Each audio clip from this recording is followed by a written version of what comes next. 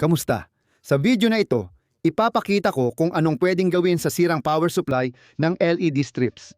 Binubuksan natin ito at tinatanggal ang board.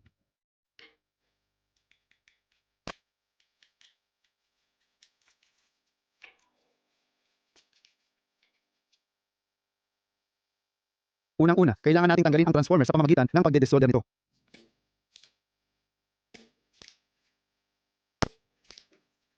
Tinatanggal natin ang transformer at lahat ng diode sa board. Ito ang mga pangunahing pyesa para sa do-it-yourself project. Sunod, tanggalin lahat ng natitirang pyesa sa board para hindi makaabala.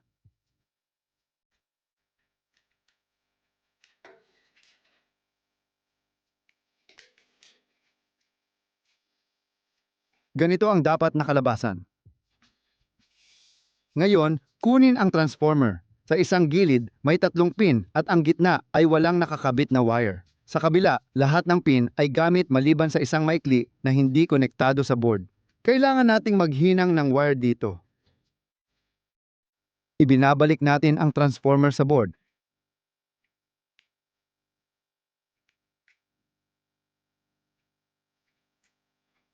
At isinasaksak din natin ang diode. Isang piyesa pa na kailangan natin ay ang KT, SOT5 transistor. Ilalagay ito sa board at tutunawin ayon sa eskemang nasa screen. Ganito ang kinalabasan. Ibabalik na lahat ng piyesa.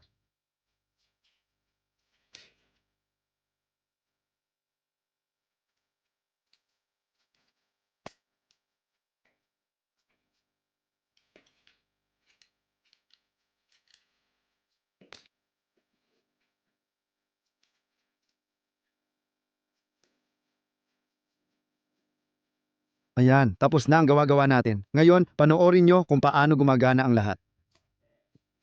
Ikokonekta natin ang socket ng bumbilya sa alternating current contact.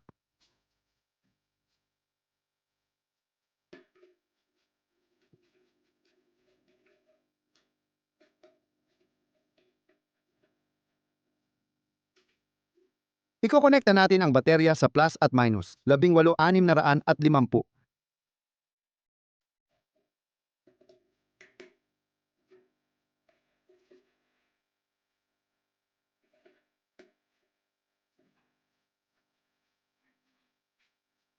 Ngayon, iniikot natin ang bumbilya at makikita natin na umiilaw ito.